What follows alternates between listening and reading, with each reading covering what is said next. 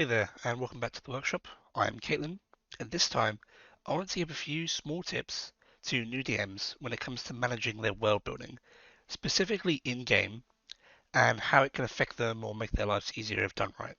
So, for number one, I've set the map to a city because one of the biggest issues for me when it comes to on-the-fly world building or just kind of ad-libbing a situation is whenever I take my players to cities, you should always keep a namepad for sudden NPC introductions, or that dreaded moment of I ask them their name when you're just kind of, introducing some random NPC or someone they bump into on the road.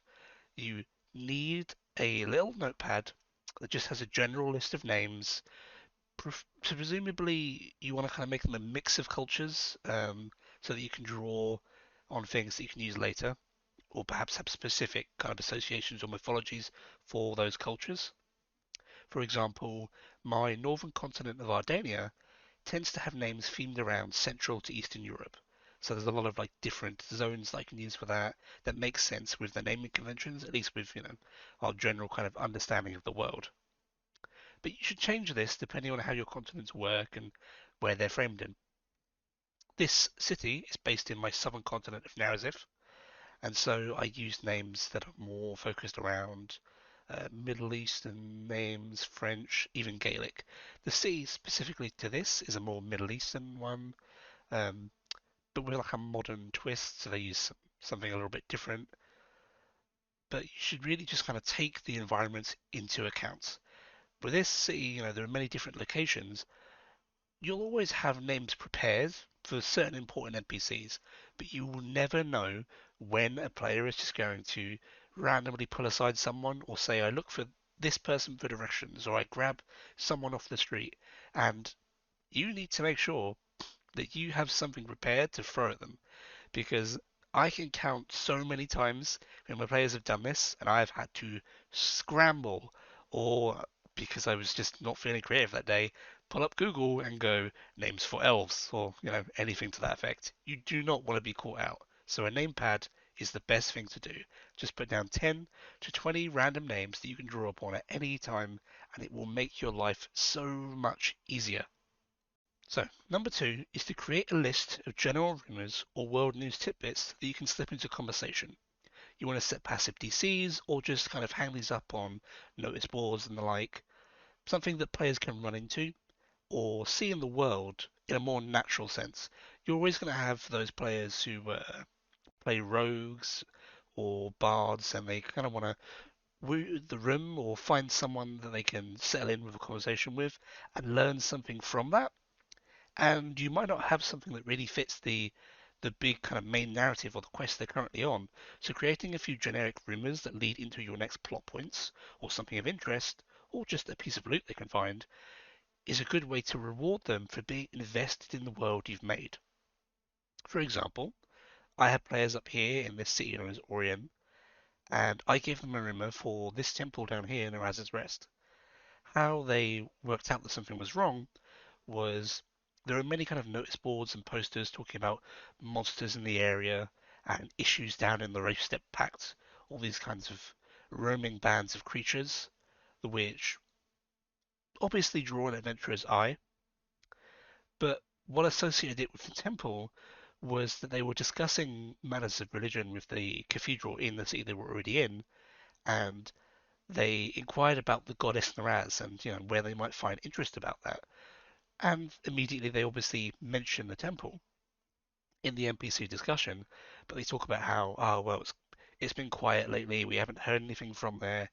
And in conjunction with the notices about the monsters, this starts to create a point of interest because the players earlier on were looking for jobs and notices, so I could slip that in, and now they're hearing this secondary bit of information which talks about in that same area there is no longer a response from allies or people that they want to talk to.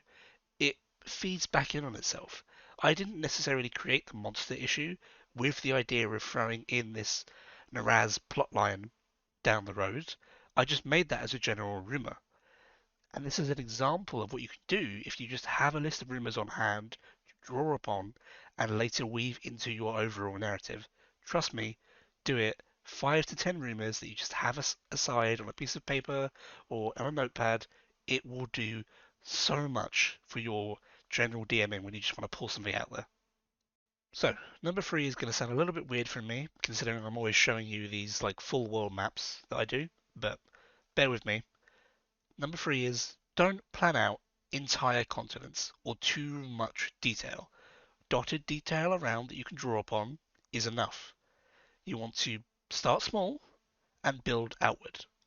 For example, with my campaigns, even though I have this full kind of written map, I don't have a ton of locations put on the map very specifically so that my players aren't just overwhelmed with a ton of stuff going on, and I, as the DM, very importantly, don't have to sit there nightmarishly planning out 10 to 20 different scenarios that they could all go to at any time. Instead, my players started out in this capital city of Vesna when they finally arrived on this continent, and I gave them various choices to go to and sort of slowly branched off that. I would reference the locations nearby. I would tell them the names. So from the Esnarian Basin, we go to Shadari Highlands or the Ravestep Pact, and mention the towns or maybe what's going on there, giving them opportunity to go there. But you do not actually want to build these places up too much, unless you have a bunch of free time, until your players start going there. The road ahead should be built to about 1 to 2 steps so that you can run a session on that path, but don't build ahead 50 to 100 steps when they're not going to get there until 5 to 10 sessions later. You're just kind of wasting your own time, honestly, and there's a good chance, something that I've experienced, that they'll never go there. If you plan all these different encounters and they're all kind of branching stories that they could or could not go there, there's a good chance that of the three different encounters you planned, they're only ever going to do one and then decide that something else just took their fancy and they go that way. Don't overprepare. Take it one step at a time. This next one is something that I had to learn kind of the hard way, and it's too many NPCs spoil the broth. If half your session is talking to yourself, we've got a problem. If you've ever seen my sidebar, I have a lot of NPCs and a ton of archived characters, and the reason is this campaign has just gone on for 3 to 4 years.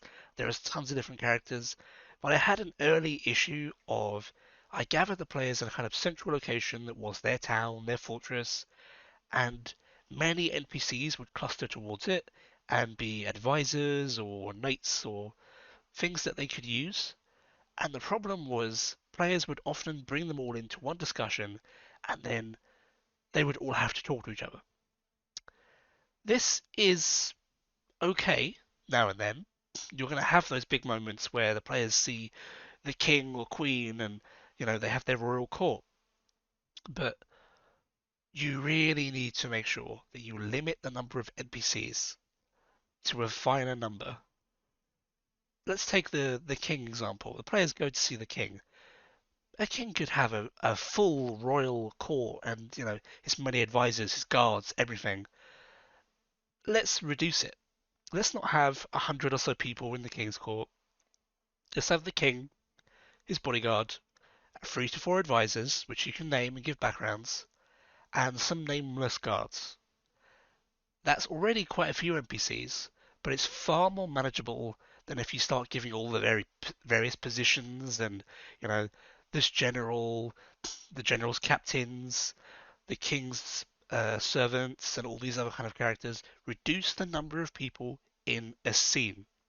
The more time your players are talking, even if it's amongst themselves, is more time for you to focus on where the narrative is going and just generally enjoy yourself, as opposed to having to dash between I'm this character and I'm this character, blah blah blah blah blah. Limit NPCs. Too many NPCs just spoils what you're doing. Trust me. So, for my last point, it's fairly simple. Always take into account the location in which you set something, the terrain, the environments.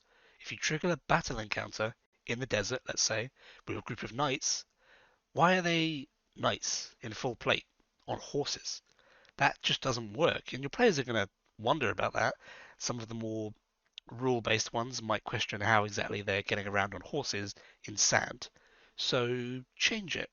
Make the knights bandits or knights but suited to perhaps a more Middle Eastern empire. Give them camels and lighter clothing with kind of ragged cloth that protects them from the sun. Make the situation work with the aesthetics. You could still use a champion or some kind of knight monster block, a monster stat block for them, but outfit them in terms of appearance or how you describe them in a way that's more suited to the environment. The map I'm showing you on screen is a ghostly encounter I ran a while ago, and so I had to think, this map itself, whilst there's like hints of blood and something that's happened, the creatures here were all people before, so I had them dressed up as like gentlemen and women in fine dresses, the servants, and a couple of like underlings, and then I had to think about what undead creatures they could be in terms of the monster stat block. They transformed into ghosts or other kind of aberrations and such, which would come when night fell. And I had to position the encounters around, tight spaces and traps and that kind of thing. I still used the stat blocks that I wanted to, but I made it so that their appearances suited the area they were in. They weren't just, undeads with massive claymores. They were, if it was a battle in the dining room, it was undead in these kind of party outfits, wielding whatever they got off the table, and I slightly changed the damage dice. Or, if I had bigger monsters which were specific guests, they were locked in their own guest rooms down here, and I would do like a little bit of environmental storytelling to say that something had gone horribly wrong. And the same goes for the actual guards of the manor. I had the guards of the manor up here in the Lord's bedroom, kind of waiting to escort him to his next event. But they had no idea that they had turned undead. They were just playing a game of cards and chatting on their off break. It made them kind of unique to what was going on and the environment. And rather than make that a combat encounter, the players fairly astutely recognized what was going on and kind of went, "Oh, sorry for disturbing you. We'll come back later."